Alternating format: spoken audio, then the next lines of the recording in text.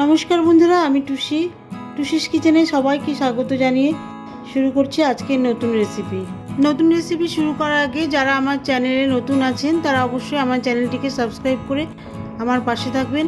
আর নতুন রেসিপি নোটিফিকেশানের জন্য notification bell আইকনটা অবশ্যই অল ক্লিক করে রাখবেন। বন্ধুরা, এখন তো বাজারে প্রচুর পটল পাওয়া যাচ্ছে, যেহেতু এখন গরমের সিজন। আর চিংড়ি মাছ তো সবসময় বাজারে পাওয়া যায়, তাই আজকে আমি পটল আর চিংড়ি দিয়ে নতুন দুর্দান্ত স্বাদের একটি রেসিপি করব, আলু পটল চিংড়ি। এখানে আমি 400 গ্রাম পটল নিয়েছি। পটলগুলি অল্প খোসা ছাড়িয়েছি, সম্পূর্ণ খোসা ছাড়াইনি। সম্পূর্ণ খোসা ছাড়ালে পটলগুলি হয়তো গলে যেতে পারে আর পটলগুলির শেপ নষ্ট হয়ে যেতে পারে, সেই কারণে পটলে অল্প খোসা ছাড়িয়েছি। আর দুটো মাঝারি সাইজের আলুকে ডুমো ডুমো করে কেটে নিয়েছি। পটল চিংড়ি যে প্রধান উপকরণ, চিংড়ি মাছ নিয়েছি। চিংড়ি মাছ এখানে 300 গ্রাম আছে। চিংড়ি মাছগুলির মাথা খোসা ছাড়িয়ে ভালো করে পরিষ্কার করে নিয়েছি। এখানে চিংড়ি মাছ মিডিয়াম সাইজের আছে। আলু পটল চিংড়ির সাথে চিংড়ি মাছ মিডিয়াম সাইজের নিলেই ভালো হয়। প্রথমে চিংড়ি মাছ ম্যারিনেশন করে নেব। ম্যারিনেশনের জন্য সামান্য পরিমাণ লবণ আর খুব সামান্য পরিমাণ হলুদ দিয়ে চিংড়ি মাছ ভালো করে মাখিয়ে নেব।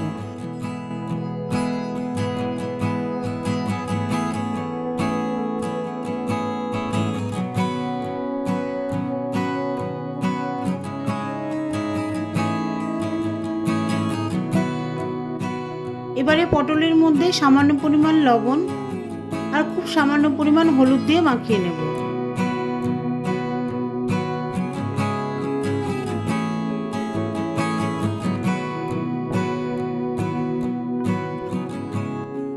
সবশেষে আলুগুলিকেও সেম প্রসেসে সামান্য পরিমাণ হলুদ আর লবণ দিয়ে ভালো করে মাখিয়ে নেব।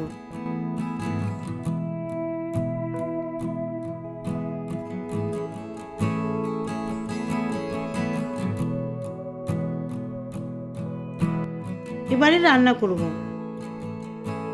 গ্যাসে একটি কড়াই বসিয়ে দিয়েছি। দিয়ে দিচ্ছি 120 গ্রাম সর্ষের তেল। এখানে আমি সর্ষের তেল ইউজ করছি, আপনারা চাইলে এখানে রিফাইন্ড অয়েলও ইউজ করতে পারেন। প্রথমেই ভেজে নিয়েছি পটলগুলিকে কিন্তু বেশ লাল লাল করে ভেজে আমি তুলে নেব। পটল আর আলু একসাথে কিন্তু ভাজছি না, কারণ আলু ভাজতে একটু বেশি সময় লাগে, পটল একটু কম সময় লাগে। পটল আর আলু একসাথে ভাজলে আলু হয়তো কাঁচা থেকে যাবে, পটল কিন্তু ভালো করে ভাজা হয়ে যাবে। সেই কারণে আমি আলু পটল এগুলি সবই আলাদা করে ভাজবো। পটলগুলি লাল কড়া করে ভাজলে পটলের মধ্যে যে জল থাকে সেটা কিন্তু পুরোপুরি শুকিয়ে যাবে, পটলগুলি খেতেও কিন্তু বেশ ভালো লাগবে। পটলগুলিকে বেশ 4-5 মিনিট ধরে ভালো মতন লাল কড়া করে ভাজা হয়ে গেলে তুলে নিচ্ছি।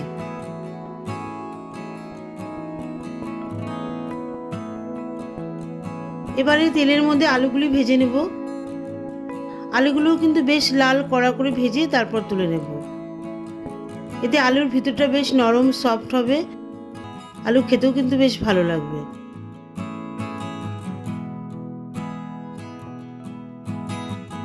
আলুগুলি বেশ লাল কড়া করে ভাজা হয়ে গেলে এবারে আলুগুলি সব তুলে নিচ্ছে। সব শেষে চিংড়ি মাছগুলি ভেজে নেব। চিংড়ি মাছ কিন্তু তেলের মধ্যে বেশিক্ষণ ধরে ভাজবো না, বেশিক্ষণ ধরে ভাজলে চিংড়ি মাছ কিন্তু শক্ত হয়ে যাবে, খেতে ভালো লাগবে না।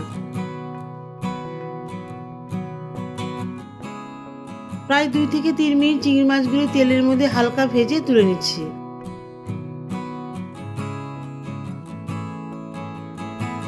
এবারে ফোড়ন দেওয়ার পালা। গ্যাসের আঁচ স্লো করে দিয়ে একটা একটা করে গোটা মশলা ফোড়ন দেব।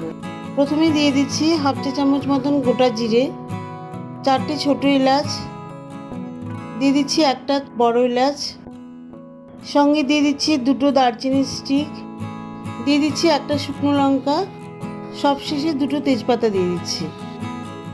এইসব ফোড়নগুলি তেলের মধ্যে ভালো করে ভেজে নেব। যখন খুব সুন্দর একটা ফ্লেভার আসবে সেই সময় দিয়ে দিচ্ছি একটা বড় কুচনো পেঁয়াজ। পেঁয়াজ দেওয়ার সময় গ্যাসের আঁচটা কিন্তু আবারও আমি মিডিয়াম করে দিয়েছি।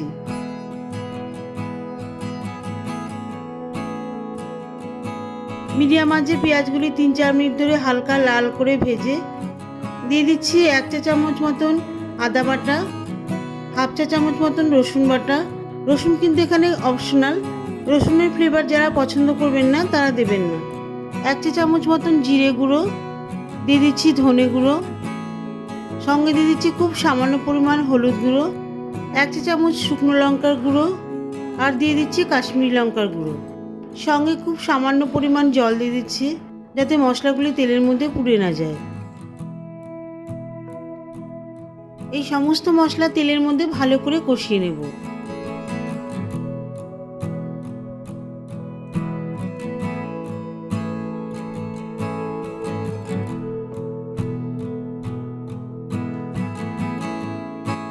মশলাগুলি তেলের মধ্যে 3-4 মিনিট ধরে কষানো হয়ে গেলে দিয়ে দিচ্ছি একটা পাকা টমেটো পিউরি।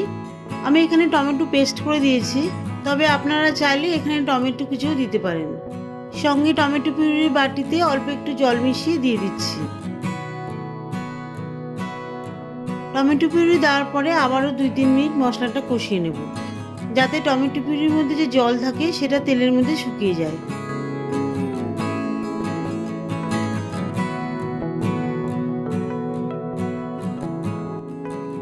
এবারে দিয়ে দিচ্ছি 3 চামচ টক দই। টক দই কিন্তু আমি ভালো করে ফেটিয়ে নিয়েছি। এর সঙ্গে দিয়ে দিচ্ছি খুব সামান্য পরিমাণ চিনি। চিনি দিলে টমেটো আর দইয়ের যে অতিরিক্ত টক ভাব আছে সেটা কিন্তু চলে যাবে, আর গ্রেভিও খেতে কিন্তু খুব স্বাদ হবে।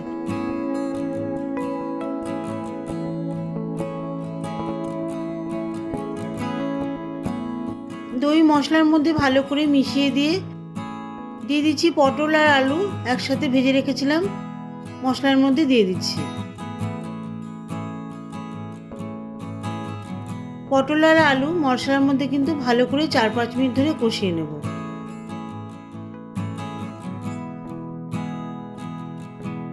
পুরোপুরি কিন্তু দেখুন মশলা থেকে কিন্তু তেল বেরিয়ে এসছে। মশলার মধ্যে পটল আর আলু কষালে কিন্তু পটলগুলো বেশ জুসি হবে, খেতেও কিন্তু বেশ ভালো লাগবে পটলগুলি, আর আলু কিছুটা কিন্তু সেদ্ধ হয়ে যাবে। পটল আর আলু মশলার মধ্যে ভালো করে কষানো হয়ে গেলে এবারে দিয়ে দিচ্ছি ছোট গ্লাসে 2 গ্লাস জল। জল কিন্তু আপনারা গ্রেভি যেরকম খাবেন সেই পরিমাণ অনুযায়ী দেবেন। যদি বেশি ঝোল পছন্দ করেন তাহলে আরও 1 গ্লাস জল দিতে পারেন।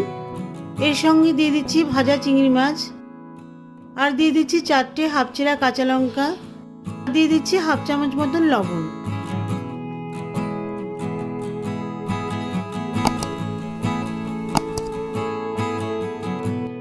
এই সব কিছু ঝোলের মধ্যে ভালো করে মিশিয়ে দিয়ে 10 মিনিটের জন্য ঢাকা দিয়ে দেব।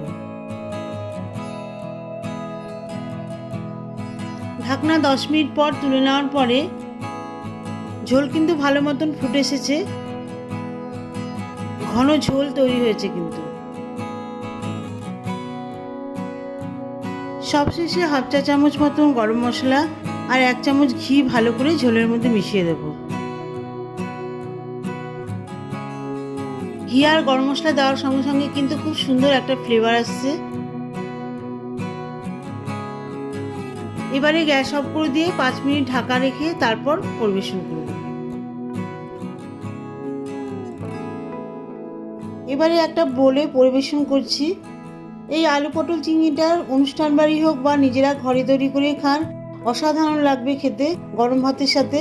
তো বন্ধুরা, যদি আমার রেসিপিটি ভালো লেগে থাকে অবশ্যই লাইক করবেন, কমেন্ট করবেন, সাবস্ক্রাইব করবেন, আর অবশ্যই শেয়ার করবেন। ভালো থাকবেন, সুস্থ থাকবেন। দেখা হবে পরবর্তী রেসিপিতে নতুন কোনো ভিডিও নিয়ে।